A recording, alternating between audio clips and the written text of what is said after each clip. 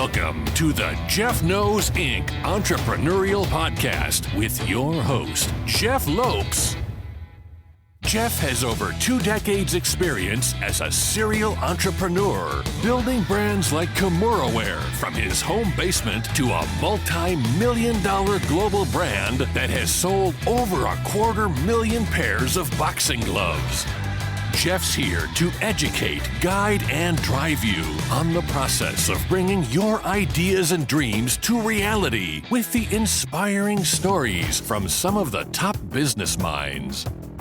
Welcome to episode number 120 of the Jeff Knows Inc. podcast. I'm your host, Jeff Lopes. Super excited to have on today Joe Delagrave. Joe is a Paralympic rugby athlete, actually captain of the rugby team for Team USA on their way to Tokyo this year. Great story, great individual. Sit back, everyone, and enjoy. We are live on the Jeff Knows Inc. podcast. I am your host, Jeff Lopes. Super excited to have on today Joe Delagrave. What is up, brother? What's going on, man? Great to be here. Thanks for having me. I've got to know Joe over the last little while. An incredible story, incredible dude, man. This is going to be a fun conversation today. We were actually just having a pretty in-depth conversation before we went live that we probably could have recorded already. So I'm excited to talk about his journey, talk about his announcement. He's got a big announcement that I'm sure he's already told people, but I'm excited for his future. And we're going to talk about a lot of things. So how I always start for podcasts, just allow the audience to know what you're currently doing, what you're currently up to, your announcement. And then we're going to dive more into your story and about you and just let the conversation flow, and wherever it goes, it goes. So let the audience know who you are and what you're currently up to right now. Yes. So my name is Joe Delagrave. I live in the Caribbean island of Wisconsin. You can't everything. And then I'm a husband and I'm a father, and I'm a Paralympic wheelchair rugby player. Wheelchair rugby, kind of a weird deal, but it's basically like a bunch of crippled people jumping in big gladiator tank chairs and then smashing into each other, trying to make each other more crippled. So it's a weird deal. It's a really fun sport. There's a lot of strategy involved too. And it's a cerebral game and the smashing and stuff like that. But, and yes, that's what I'm up to. I just found out it is a really neat thing for me and my family that I'm selected to the United States Wheelchair Rugby Paralympic team heading to Tokyo here in 3 months. We're 90 days away from our first game. Got a countdown going. Really excited about that, and blessed to captain the team as well. So leadership is something that's really important to me. So that's what we're doing the next 90 days. That's a big achievement. I mean, this is your second round as captain, right? So this is my first time captaining the Paralympic team, but I've captained the team for 8 years on the national team. So, Paralympics every 4 years, but so I've captained a long time, but this is my first time going to the Paralympics as one of the leaders of the team. That is, congrats on that. That's pretty amazing achievement. Let's dive into, before we get into your actual story of what got you on your journey there, let's dive into Joe as a kid. Where'd you grow up? How many siblings? How was your childhood? Let's talk about that a bit. Yeah, I grew up on the Mississippi River in a little river town called Prairie du Chien, Wisconsin. We bounced around in my childhood, like 5 different schools in Southwest Wisconsin, but grew up from 7th grade all the way through high school in Prairie du Chien, and love that little small town, about 5,000 people, and a little river town and kind of historic downtown, the whole thing. It's like the second oldest city in Wisconsin other than Green Bay, because of the river access way back in the 1800s. So it's a beautiful area. It's in the Driftless region. And but growing up, I loved sports. I loved being a part of a team. I loved being a part of, whether it's basketball, football, baseball. I was part of plays and musicals as well. The Music Man, Bye Bye Birdie, Pirates and Penzance. Like I was pirate number 7 in Pirates, which is a big deal. Come on now. I wasn't pirate number 8. That guy was a loser, but pirate number 7. Come on. Like that was, but no, I love being a part of something bigger than myself. Where I fit into the puzzle. And the other thing that I gravitated towards, and why I gravitated towards sports, was that affirmation piece. I think a lot of us seek out affirmation, whether it's from our dads or moms, or whether it's from our coaches or our bosses, or like everything in the world, I feel like is tied to that affirmation piece. We tie our identity to that. And that's something that I sought out a lot of in healthy ways. And that I learned later in life, kind of in some unhealthy ways as well. Why would you say you seek that out? And I know there's a story with your pops, but why would you seek that out, affirmation? I think it's built in to someone telling you you're good enough, someone telling you you're worthy enough, or other times saying, hey man, you got to suck it up. That constructive criticism piece that I love as well, because I think coaching is very, very valuable where you're not meeting the mark, or, hey, you did a good job here. And so sometimes it's great in a healthy way that you have those human guardrails up, so to speak, where you're not falling off the edge.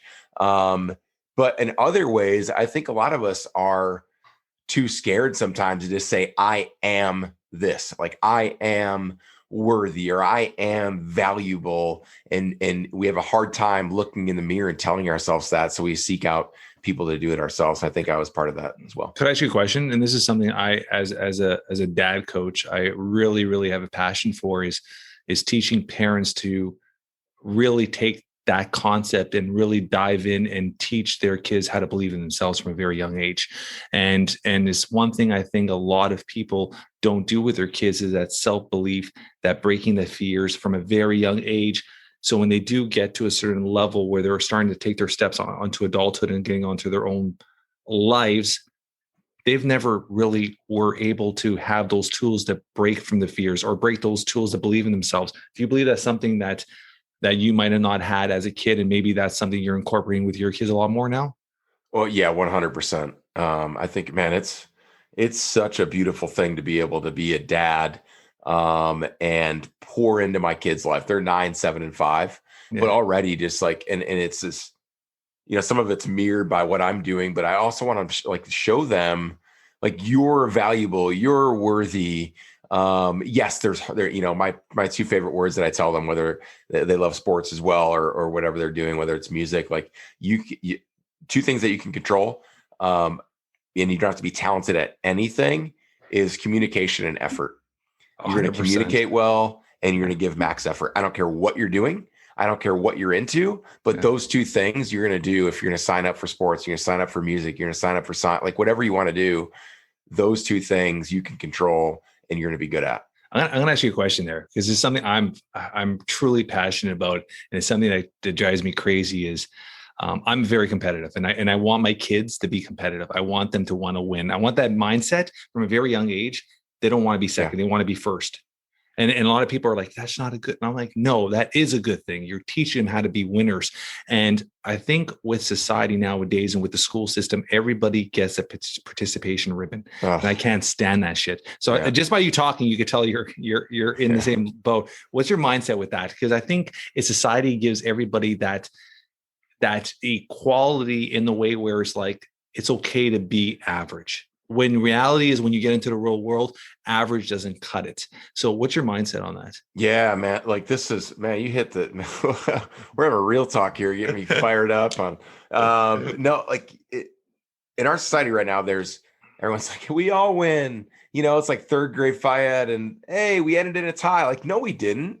There's a winner and there's a loser, and that's real life. Yeah. 100%. Like you either if you're going for X job, you either get it or someone else gets it. You win at it or you're losing at it. And with that, stop being afraid of failure, because failure is where we learn. Yeah. Like a lot of times I'll say, to our guys on the national team, we either win or we lose. Because when you win by 1, you're going, man, we kicked their butt. We dominated, right? When you lose by 1, now everything let's throw our entire game plan out the window.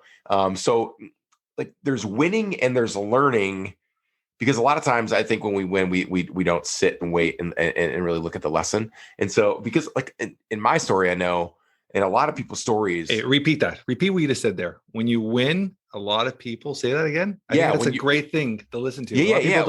Yeah. Like when you win, a lot of people don't stop and find the lesson. When you lose, when you fail, everyone's like, "Ooh, we better check ourselves here." And I think most of us grow from the valleys, from the failures. That's where the growth comes from. Yeah. And I've seen it in my story, and I've seen it in a lot of different people, where in those valleys, that's your choice to respond. And that's where character's built as well. And so if we teach our kids, hey, today's practice, man, you sucked. That was terrible. And that's okay. That's not me saying my kid's a bad, or my kid's, whatever, and abuse it. No, that you're teaching your kid you get to respond and you get to choose after you've had a bad day, because we all have them, and that's real life. And for some reason, we've got all these lawnmower parents that are mowing over the obstacles for their kids all the way up until college, and now they're handing them the keys to life, and they don't know anything. They have no skills on failure and on responding to it. It's crazy. Yeah. And just in general, responsibilities. Like my kids are 13 and 15. They cook, they clean, they do laundry. They know basic life skills. I teach them public speaking skills. I make sure they are always constantly educating themselves, learning. I constantly make sure their fitness levels at a certain level. Like you're constantly building them up, and allowing them to build themselves up as well, right? And one thing you said there too is when it comes to preparing kids, I think a lot of parents, like I said, they try to have that mindset of like, I had a hard life, I don't want my kids to have a hard life. And there's nothing wrong with allowing your kids to learn and work and build on their own, because all those lessons are just going to magnify and allow them to have a great future and a great career, whatever they decide to get into. Let's dive into your journey and this story. Let's start off with your story. Like how did we end up where we are right now with the accident and stuff like that? Let's dive into that a bit and allow our audience to know a little bit more about your story. Yeah. So went to college to play football at Division II school in Winona State in Minnesota. And that was kind of like the whole dream, the whole goal and desire. I wanted to play a college sport and worked hard at it. What position did you play? Played tight end. Yeah. Okay, so in college, about 6'6", 260 pounds. Big solid dude. So you're how tall? Yeah, I'm 6'6". I sit down no one knows, but you're that tall. Yeah. Everyone's like, how are your kids so tall? Because my oldest and my youngest are very tall for their age. And our middle child, Braden's kind of the runt of the family, but he might be the best athlete because he has to work a little bit harder. Yeah. But anyway, but no, yeah, I'm 6'6". But I joke that, I'm like 4'2", and I'm at fart level for everything. Like I just smell everyone's swamp. Terrible. But anyway, I'm gonna use that little clip as the promo for the podcast. Yeah, perfect.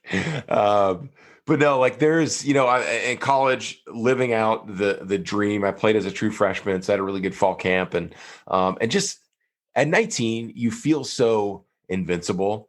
It's such a romantic time in your life because there's so many, like everyone's like, oh, it's a fork in life. Like it's a fork, but there's like 15 different segments or 100 different segments of where life can go based on your choices you make. And it's so romantic to like think about who you're going to be with and what, like if you're gonna have kids or what job you want or whatever. Like there's so much opportunity at that point that you feel so invincible. And after my freshman year of football, I went back home to my hometown of Prairie du Chien, Wisconsin. And I'm working for the city. My job was with the Parks and Rec department. Basically, I just drove a truck around, checked the river levels, dumped some chlorine in the pool, and then made fun of my best friend Kyle, who had the weed whacking job for the city. Like he drew the short straw on that one because he actually had to work for 8 straight hours compared to me just going through Hardee's 3 times a day. So when we're back in the hometown of Prairie du Chien, like on the river town, like I said, growing up, a lot of us go on the river every weekend. And Kyle had a hand-me-down boat from his grandpa that was like 35 horsepower, little boat, little bass fishing thing. And we always jumped on the river and had been out there hundreds and hundreds of times, fishing, kneeboarding, whatever it is. And July 10th, 2004 rolls around. We're out on the river. It's a Saturday, after a hard week work for Kyle and me make fun of him. We're on the river and he's driving. Our other buddy, Adam, who grew up on the same street on Ohio Street in Prairie, was out kneeboarding, and we're in a back slough of the Mississippi. And if you've ever been on the Mississippi before, there's like the main channels and there's the back sloughs where it's a little bit calmer and a lot of good fishing and kneeboarding is easier when you have a small boat that doesn't do well. And so we're back there. And you never know how deep or shallow the water is. And Kyle, in a split second, accidentally hits the bottom of the river. I'm sitting on the boat enjoying the day, 75 degrees, arms behind my head. And I fly backwards. The chair breaks, fly backwards, hit my head on the front of the boat, inside the boat, and snap my neck at the C6 and 7 level. So in a split second, I went from a 19-year-old invincible kid that's 6'6", 260 pounds, enjoying his goal of being a college football player, to paralysis and breaking my neck. And all of a sudden, I wake up and Kyle and Adam are over top of me with a look of concern. There's tears streaming down their face. I wake up, my head had cracked all the way down to the skull. And I'm going like I'm excruciating pain. And they're asking me, Joe, can you move your legs? And I'm freaking out, going like, you don't even think about it subconsciously when you move your body. Your brain's sending a signal down through your spinal cord into your legs, and nothing happens. And I'm kind of going like, guys, what's the matter? What's the matter? And they're like, can you feel your legs? And I went and tried to feel my legs, and it felt like I was touching someone else's legs. It was the most out of body experience, and knew from there, right on the boat, that something bad had happened, but I didn't know the extent. I didn't know the permanency. I didn't know that there was paralysis. I didn't know that my football career was done. At that point, I just knew that my head hurt really bad and something bad had happened. And so they ended up taking me from rescue boat to ambulance to the hospital to the helicopter to get me to the local hospital that was bigger, where I could have surgery on my neck. And that's kind of how I ended up in this wheelchair, and how kind of the journey of a new life that I had never saw coming started. What was those initial days after everything? Like, where was your mind? Where was the realization of it? Like, was there an instant diagnosis saying, hey, this is what has happened and this is where you're going to be? Was there still hope of walking? Was there what was the initial reaction when it first happened? Yeah. So the first couple of days are really foggy. I think it was, a couple of days after, maybe a week into it or whatever. I remember the doctors coming in and telling me what had happened. They put the x-rays up and the MRIs and kind of showed me, hey, Joe, this is what happened. This is what we did surgery on, about a 5-6 hour surgery to fuse my C6 and 7, which is 6 and 7 vertebrae down from the base of your skull. And they said, you have a spinal cord injury. And I had no idea what that was. And you're paralyzed. I obviously knew what paralyzed was from about the chest down. And they said, you got about 3% chance to walk again. That's it. And they're like, Joe, your football career is probably going to be done. And they're very black and white about it as doctors. They're very black and white about it. So you're not holding on to some false hope or something like that. But for me, I was like, there's no way. You tell a 19-year-old kid there that his football career is over. He's not going to walk anymore. And I'm just like, get the hell out of my room. I don't want to there's a lot of anger. There's a lot of bitterness. There's a lot of resentment, and all these questions swirling around in my head that already at 19 start amplifying, in the hospital. It wasn't just all at once, but throughout the hospital stay, I'm going like, is this girl that I'm going to stay with me? Can I find another passion that I had with sports? Can I find a purpose in my life? What kind of job can I do in a wheelchair? Is this life? There's one point, and I never really had any big suicidal ideation or anything, but there was a thought going is this life in a wheelchair worth living at one point? And, you think about those things. I remember my mom, she was in the room, and she's a beautiful blonde and tall as well. Her maiden name's Tallman. So that's where we get our height from. And I remember her in there, and she's always like, I really want grandkids, blah, blah, blah. And so she's talking to doctors. She's like, hey, doc, do you think my son's going to be able to have sex? I'm like, Mom, get the hell, I'm 19, first of all, right? I don't want to talk about sex with my mom at all. Able-bodied in a hospital bed, whatever. And so I'm just like, would you get out of my room, please? And then I called the doc. I'm like, Doc, hey, what's the deal with this? Is this thing going to work or what? Because that's the things you're thinking about at 19, right? And all right, if I'm in a wheelchair, my stuff better work, right? And so, and he's like, yeah, well, whatever. But anyway, that was kind of the thing. And I'll say this too, Jeff. I'm a man of faith. My faith is very, very important to me. And I'd received this Bible verse a week before my accident from a shirt that I wore. It was a Don Beebe House of Speed shirt. I don't know if you remember Don Beebe, but he played for the Buffalo Bills when they lost the Super Bowls. And so he had this and I got it from our kicker on our football team, my freshman year, because they thought it'd be funny because I was tall and I was big, but I wasn't very fast. And so even like the wide receiver coach was like always mad at his receivers. He's like, Joe can get open and he's like the slowest guy on our team, but you guys don't have any good foot. And I'm like, that's a really bad backhanded compliment, but thanks. And so our kicker gives us this shirt. I'm like, I'm keeping this bad boy. And it said Proverbs 3, 5, and 6 on it. I wore it a week before my accident. I didn't realize that it had that verse on it until a week before. Some coach was like, hey man, what's on your shirt? And it just says, trust in the Lord with all your heart, lean not on your understanding, in all your ways, acknowledge him and he'll direct your paths. And I remember that after my accident, and my sisters put it on my wall in the hospital room. And I remember waking up and seeing it and being so pissed off about it. Yeah. Cause I'm like, like, I don't want to trust in God. I don't want to trust in my faith. I want to know what's going on. And I think a lot of times, people are like, well, God never gives you more than you can handle. Well, that's BS. Like sometimes life is hard and we do get more than we can handle. And it's frustrating. And there's all these emotions that your resentment and anger and bitterness and like those things are real. And I want to talk about those things that are real because people aren't going to identify with someone that's just butterfly and rainbows. That's not life. It just isn't. No. And in that moment, can I say something? I'm going to jump in there quickly. Yeah.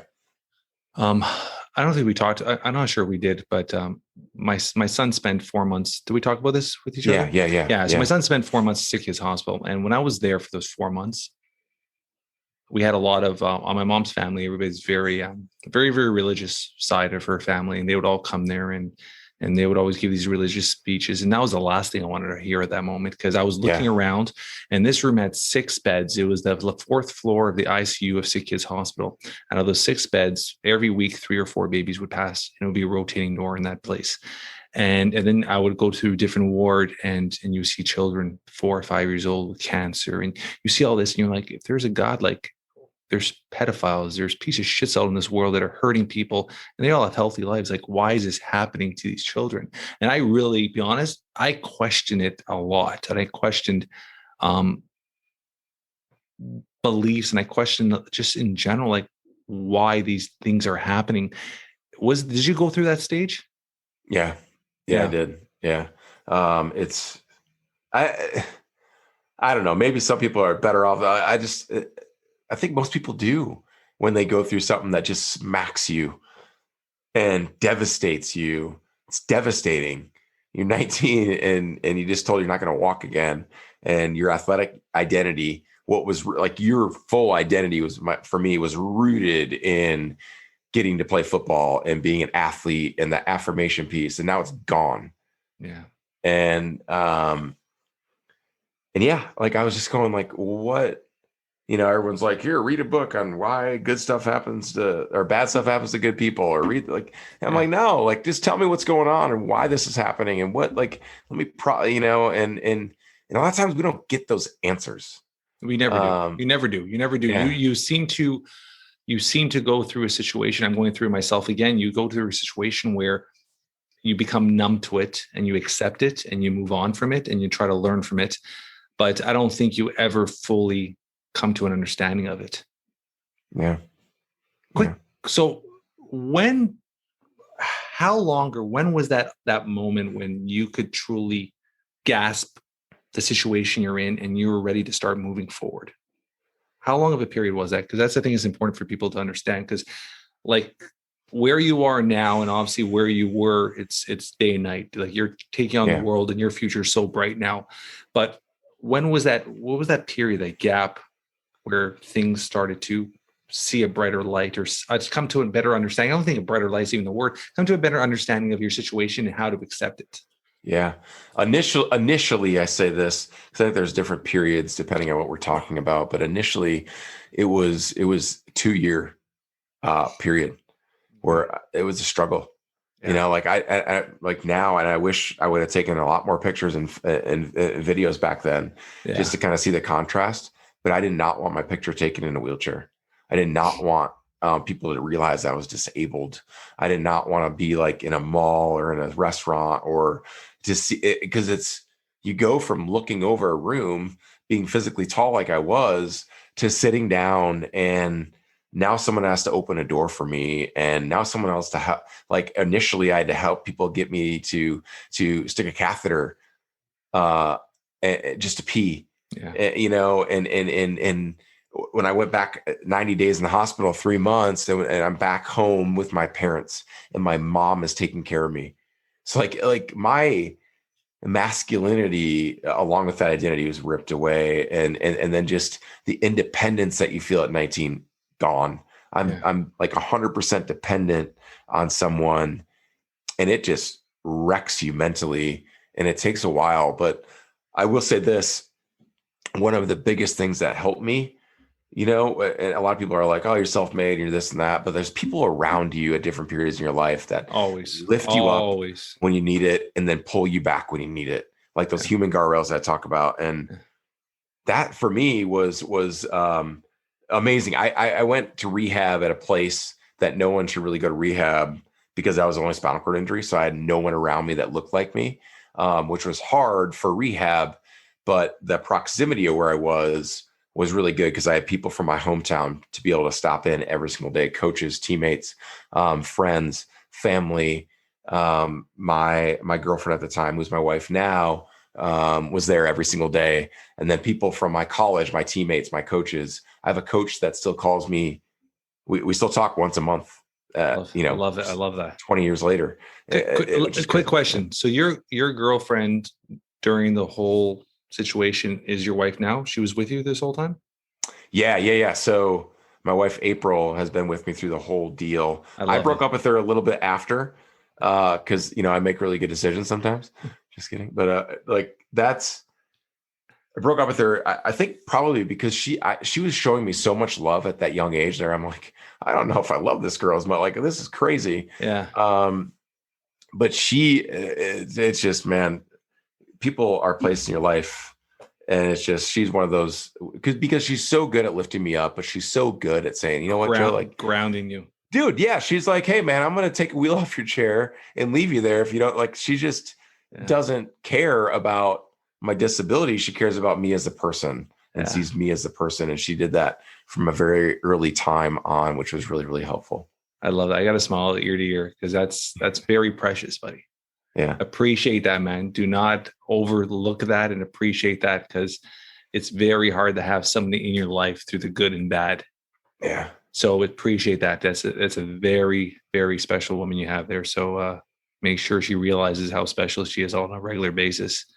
So it was roughly the 2-year period. Was rugby your first sport? Do you really started playing after this injury, or was there other progressions into it? Yeah, no, like that was the first and only kind of deal. I've done a bunch of different stuff, but the reason I got into it too was, again, another person. Kyle was the one driving the boat. And he was, and we're best friends this day, but he had, hung out with me or whatever when he wasn't in college and that first year. And he's like, dude, like, in the most loving way possible, he's like, you're getting really fat and you need to do something about it. Like, in a very loving way. And he's like, well, why don't we just go weigh you? Like, he coaxed me into getting weighed at the local hospital, which didn't have a wheelchair scale. It just had like a bed with a zeroed out scale. And finally I'm like, fine, dude. Like, I don't think I'm like that big, but whatever. And I had ate my feelings. What did you get up to? Yeah, I left the hospital like 220 after losing a bunch of weight because of not eating and muscle loss and stuff. And then on that bed that day said 285 pounds. And I'm like, with or without the wheelchair? So without the wheelchair, 285 pounds. That's a big gap. Yeah.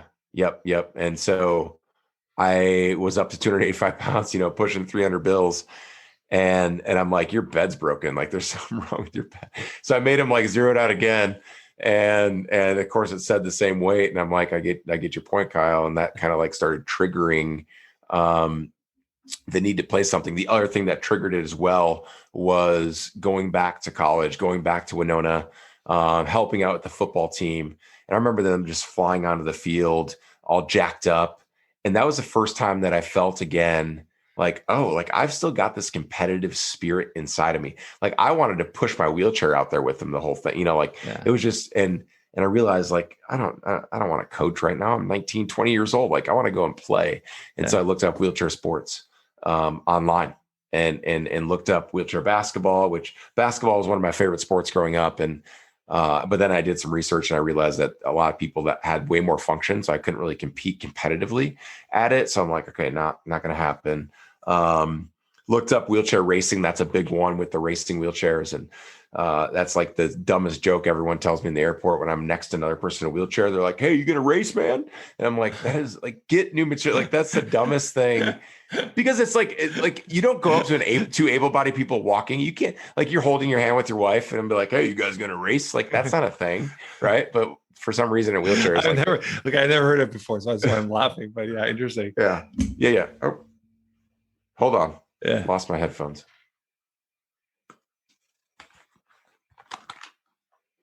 You just have to deal with the crippled part of the the crippled part of the show.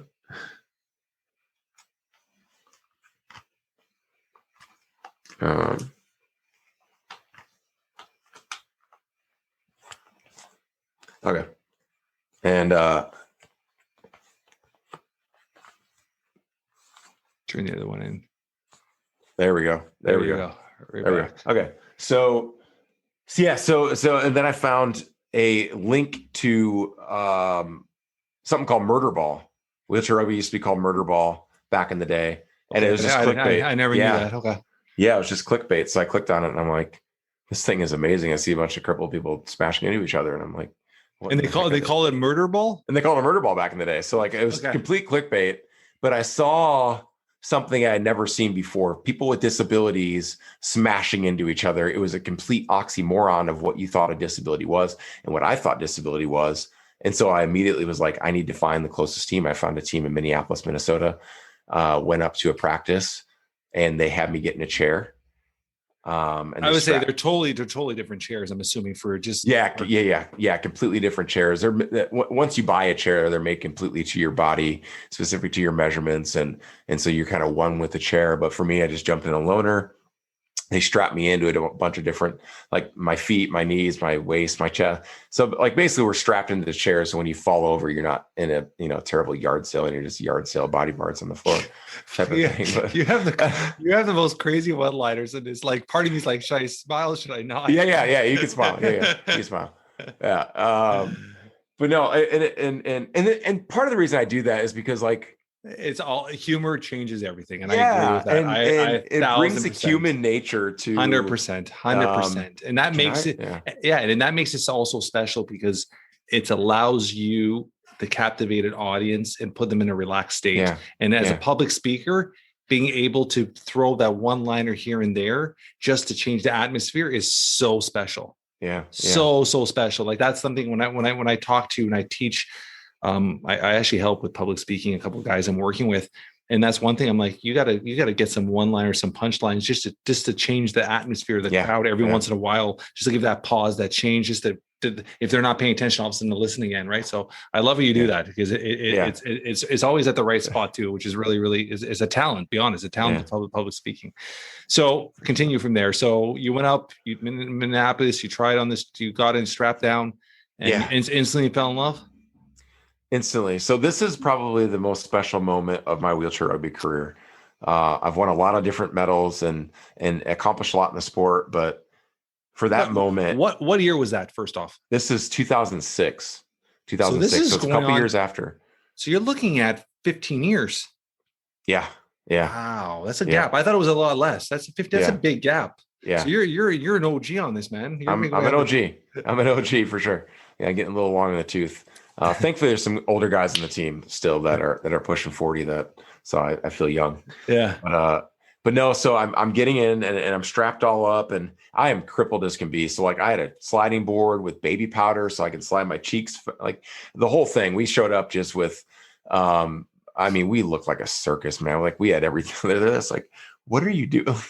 And I get on the court. It's a small little court. It's like a little Cracker Jack box of a court in a rehab hospital. Yeah. And we're pushing up and down the court and balls are flying everywhere. I'm terrible at it. I have no idea how to play the game, but my lungs start filling up with air. I get a little hotter. Might need to pee a little bit, 30 minutes in. And I had this aha moment. Like I get to be an athlete again. Yeah. I get to play a sport again. Yeah. And the other piece of it that was so special that night was I'm around a group of people that showed up and were driving independently here. That group of people, none of those guys were good at rugby. And even if they listen to this, they know like they're not like the elite levels of rugby. But that's what's beautiful about adaptive sports is that you don't need to be elite to be able to change a life. And I think that's great with everything too. Like you don't need to be elite at anything to change someone's life through kindness and through love and through support. And so with that, I just saw people that were independent. I saw people that came by themselves and transferred into normal looking cars. It wasn't just the big giant ramp vans that just scream disability. It was just, hey, we're coming in, Subaru, we're coming in, whatever. And I realized, number one, I got to be an athlete. Number two, I found a group of people that I could find support with. So I didn't have to go to some stupid support group and sit around in a circle. It was wheelchair rugby was smashing into each other, but also a big giant support group on wheels. Yeah, I love it. So from there, obviously you took fitness and health into another level. When did you actually competitively start competing after that from 2006? In my eyes, I started competitively competing right away, but now it's like going up to the ranks. But what started that was, like you said, this journey with setting goals again. Yeah, I love it. You know what? What do I need to do to be a better athlete? I need to lose weight. I can't push around 285 pounds and be fast in a wheelchair. Yeah. And so it started. What are you weighing right now, roughly? Right around 205 pounds. Well, that's a big. It's a huge difference. Yeah. And it took a lot of discipline because I didn't have my biggest caloric burners working. My legs don't work. So like it's hard to lose weight in a wheelchair without your legs, right? And so your diet is massive. The diet was really like eating extremely clean, and about 1,800 to 2,000 calories a day for 3 to 4 years to lose that weight in a healthy, which is not a big caloric. That's a very low caloric intake, considering very low. How big and strong you were before. Your intake before must have been 5,000-6,000. So right, that's exactly. A huge difference. Yeah, it was a complete lifestyle change, and realizing if I want to be healthy, if I want to be competitive, if I want to be elite, like nutrition is going to be a huge part of it. Yeah. And then it just helped me set up these goals where it helped me set up a foundation going like, I have this big lofty goal. I remember watching the Beijing Paralympics over in China in 2008, and these guys were flying around and I'm like, I want to do that. I had just gotten done trying to walk again. I had still like kept the dream of walking again up where I'd like have people help me I had leg braces that basically locked my knees out with a walker, tried to walk, but like nothing really came back physically. And I tried my best at it and it didn't work, but then realized, number one, I want to marry this girl and I want to be independent. I don't want her to be my nurse. I want her to be my wife. And then number two, I want to keep moving on with life. I can't let this hold me back because life's too damn short. Yeah. Like I need to continue on. And so if I'm going to be in a wheelchair, then I'm going to do this wheelchair life as best as I can. And so that kind of helped me pivot to setting my next goal.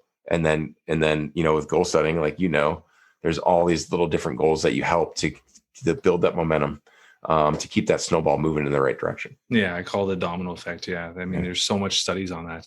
So your first actual Olympic Games was when? First actual Olympic Games. So actually, let's play back. When did you make the national team? I think that's a big step. Yeah, I made the national team in December of 2008. So like it was 2 years later. Yeah. That's pretty fast. Yeah, it was pretty fast. And I didn't go through any development teams or anything like that. Ended up, and I think this is important too, because when you have a goal and you have a desire to achieve that goal, is going after it. And so a couple of things that we did to go after it. Number one, I'm like, who's a national team coach and how do I get in front of him to make a decision? So like I said, okay, James Gumbert, he lives in Texas. Oh, they're having a summer blast rugby thing. I'm flying down there so I can be in front of him. And so that got me the opportunity to get to a tryout, and was able to be selected to that. And so obviously hard work and stuff like that, but also taking risks. Like I'm going to go to Texas and I'm going to get in front of him.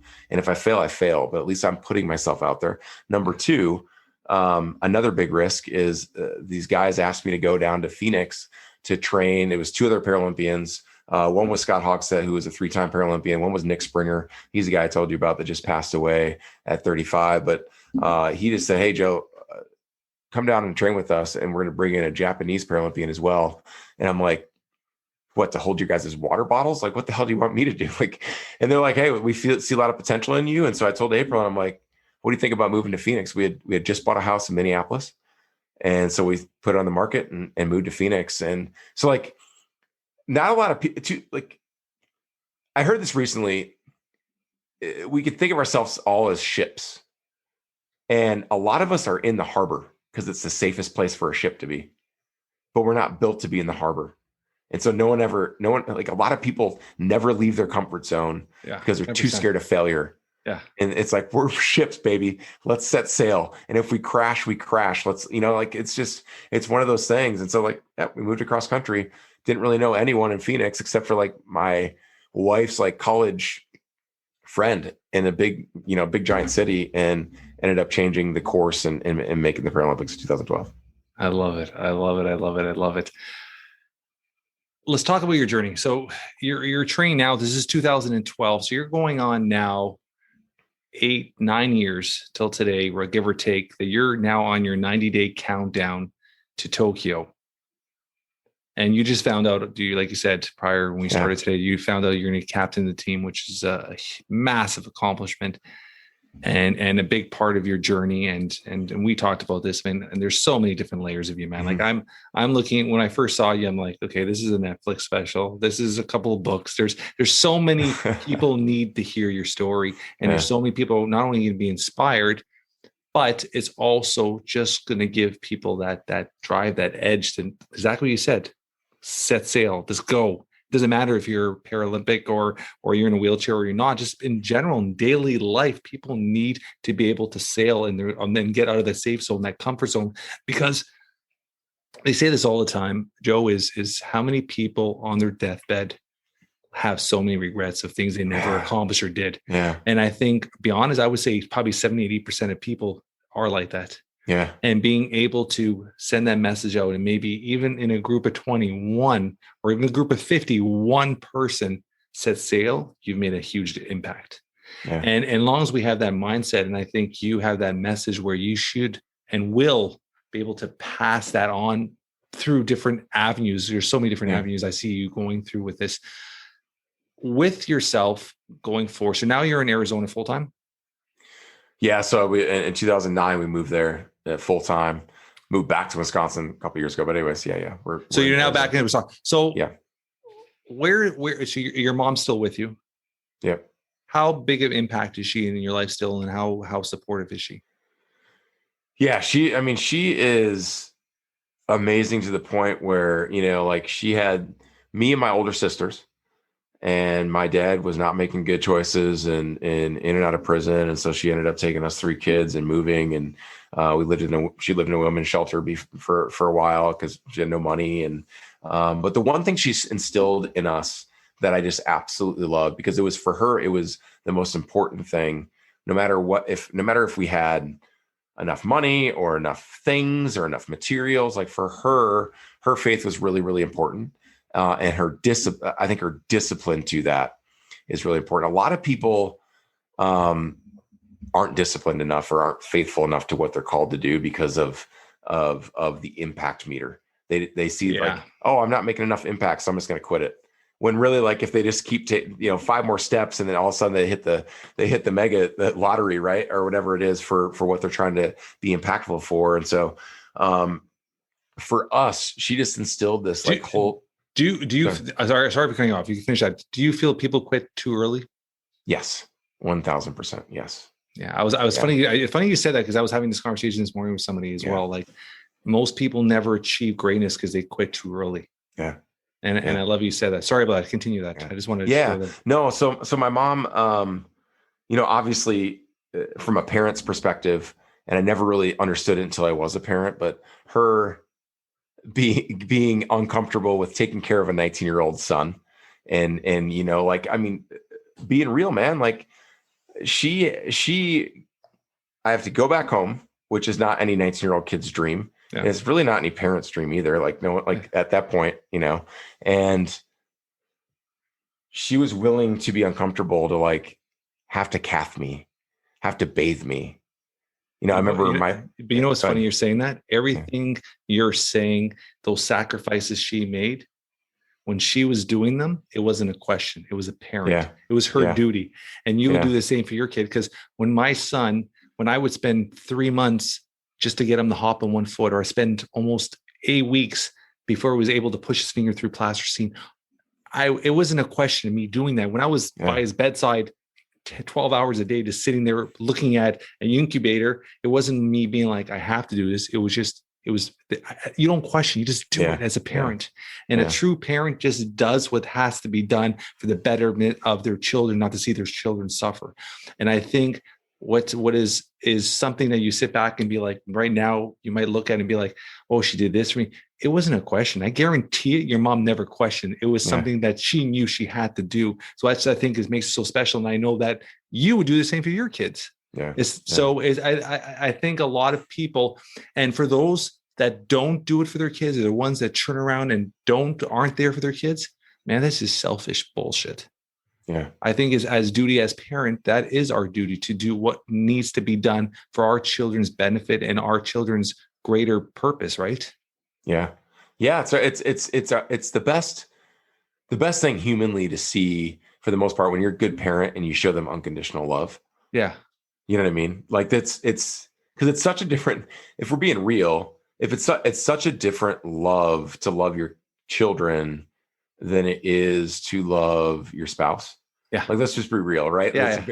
It's very like, I wish that I wish I could say without question, I have unconditional love for my wife. Like, I love her, but a lot of times, like, it's a give and take, and it's hard. And but every day I wake up and I look at my kids and I'm like, oh man, like, wow. Unconditional. You know? Yeah. I was having this conversation with somebody, God, not too long ago too. And we were having the exact same conversation about unconditional love for kids. And he says, exactly what he said. He goes, I love my wife, but let's be honest. If I was put in a situation, he goes, I don't want to say this in your podcast, but if I was put in a situation where I had a gun and I had my children and my wife, you already know who's being shot. And he said that, and I was just like, you just said this line. Oh my God. But I'm saying in general, is that unconditional love, right? Your kids are, it's your blood, right? No matter what, you're going to do everything you can to give them the best opportunity possible. Yeah. Where do you see your future? And let me dive back into one more thing. Okay. Yeah. With technology and with everything that just science in general, we're advancing at such a rapid pace. Would you look at alternative ways to possibly ever look at walking in, or that's something you've packed away and you're focused on where you are now in your career? Yeah. Like if someone was like, hey, we can help you out and you can walk again, great. Like, I mean, I'm not going to be like, oh, I never want to, like that's, but I think the most hard thing that people in my situation have to deal with is not the wheelchair. It's more of like the internal thing. For me, a lot of people in the community have to have bowel programs where they have to have suppositories and they're on a schedule and it takes them like an hour and a half to poop. For me, I had a great mentor that's like, dude, with great hydration and nutrition, you're going to be able to do it on your own, which I do, which I'm very thankful for. But then the catheter thing with having to stick that bad boy in 5 to 6 times a day to pee, like that kind of sucks at times. Right. And then the whole thing with, do I have enough catheters? Did I pack enough? Did I and then fighting with insurance to be able to get the right kind. And the whole like money thing and the business behind that is just insane. But yes, like that's probably the bigger thing. The temperature thing, I don't sweat. So there's not like, I can't regulate my hot or cold like a normal person would because of the central nervous system not being there. And so how do you regulate that? So, and when we're playing sports, we have like basically it looks like a little garden sprayer and spray ourselves down with cold water to kind of bring our body temperature down. And so, or it's, if I'm out in the sun, I'm out in the sun for however many times before I have to start spraying or get back inside to a cool room. And I just like, it's not that big a deal, but at the same time, it's those little things that you have to be aware of it. Aware of it. Yeah. Interesting. So let's go back to that question. Your future. Where do you see it? Where do you see yourself impacting the most? Yeah. So before you had asked me like how long it took to get over the accident, and I said 2 years. And it wasn't until 3 years ago that I started pursuing what I feel like is my purpose. And that's speaking full time, and that's sharing my story. And not in hopes to be someone's inspirational porn. Like, I don't want to be someone's inspirational porn where I get up on stage, I roll on, they're like, wow, that dude's in a wheelchair. His life must suck. I feel better about myself now. Like that's, the definition of inspirational porn. But I'm hoping that when I talk to people, when I share my story, when I write my book, when people get to hear about Joe, they're able to look in the mirror and go, you know what, this guy's all about the choices he made in failure. And I can do that too. It's relatable to everyone because everyone fails and everyone has their wheelchair moment, quote unquote, that valley that they get in, whether it's disease, whether it's disability, whether it's depression, whether it's disappointment, whatever it is, people go through it. And we are so good in this society about playing the blame game, about pointing the finger. Like I could say, Kyle, it's Kyle's fault, because that's the truth. I wasn't driving the boat. It's Kyle's fault. But at some point I had to say, you know what? I can't just sit here and be resentful towards Kyle. I can choose to find an opportunity within my obstacle, within my circumstances of something that I didn't control. And for me, that was the wheelchair, man. Like that opportunity was right there, right in front of me this entire time, where if I jump in that, I end up getting this. If I jump in that, I end up getting these kids. If I jump in that, I end up going back to school and get my degree and my master's degree, and then starting to play a sport. And like, it all starts with that choice of saying, yes, life's worth living. Yes, I'm going to get back up. Yes, I'm going to jump in this chair and hopefully get to impact the world. I love that. How did you say that again at the beginning? Choices you make? Yeah. So like, it's all about the choices you make when you fail, or the choices you make in the valley. It's not the obstacle or the circumstance that gets to define you, but your choice does. Because I think that's where character is built. That's where you see someone's character. Yeah. After why. But I'm going to ask you one question. If something were to, and I always end off with this, if something were to happen to you today, in a few words, how would you want to be remembered or thought of by your loved ones and your closest friends? Whew. Deep. Oh man. I want to spread. I hope people remember me for being kind and for loving people.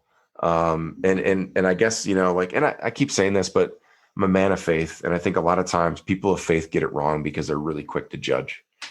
And I don't want to judge anyone. I don't want to be in the business of like, this person's wrong and this person's wrong and this person's wrong and this person's wrong. It's all about like, can I be kind to someone today? And can I love someone today? Because I think those people in my life that have been kind to me and that have loved me through some hard times are the most impactful people that I've met, where they're like, you know what? Yeah, you're worthy. Because I think a lot of times, especially for my situation where I'm a dude in a wheelchair, I'm 36 years old. I'm in really good shape, but I sit in a wheelchair so people can see me and have all these preconceived notions already.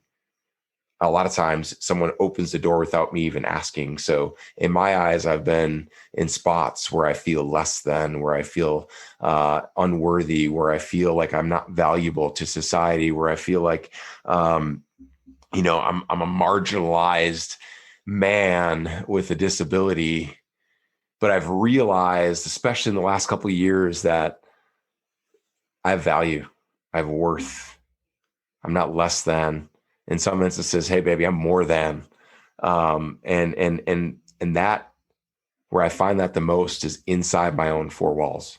I have a wife who loves me, and I have kids that need me to be their dad, that need me to show them love and show that I am present in their life, that I'm building them up. And so like those four walls and those relationships inside those four walls make me realize that I am more than, I am worthy, I'm valuable, and I'm loved. I love that. I love it. I love it. I love it. Where could our audience get a hold of you? Yeah, check me out on Instagram at jdelagrave14, over on my website at joedelagrave.com. I'm over on Twitter for all you angry people that are on Twitter screaming and shouting over there. Joe Delagrave. I can't stand Twitter. I'm on there too. I know, can't man. Stand it. I know. Every once in a while, I'll retweet some things, and I go over there. I'm like, you guys are so angry over here. It's like angry people and coaches, like football coaches, right? They love their Twitter. All coaches. I'm in the baseball world. All coaches love Twitter. They love Twitter. I don't get it, but yeah, like that's yeah. So you can check me out there. I love it. This has been a great conversation. I appreciate you. I appreciate everything you're doing, and I'm excited to see the 90-day countdown and see you guys take gold home. And that's going to be a big accomplishment and a big little feather in your journey of everything you're doing. So, man, let's get gold, man. No second place. I appreciate it, man. That's 2 Canadians that I have on my team just today. 2 Canadians. That's all. Where's the other Canadian from? His name's Robin, but he actually lives in Bali. But he's Canadian. Okay. So, yeah. I love it. Okay. Thank you so much, brother. Yeah. Thanks for having me. That's a wrap for today. I want to thank our guest, Joe, for taking time with his busy schedule to be a guest on the Jeff Knows Inc. podcast. Like all weeks, guys, if you enjoyed this podcast as much as I have, tell your friends, tell your family, spread the word. Leave a review. 5 stars will be absolutely amazing. Our team here loves spending time reading the reviews. Until next week, guys, keep moving forward.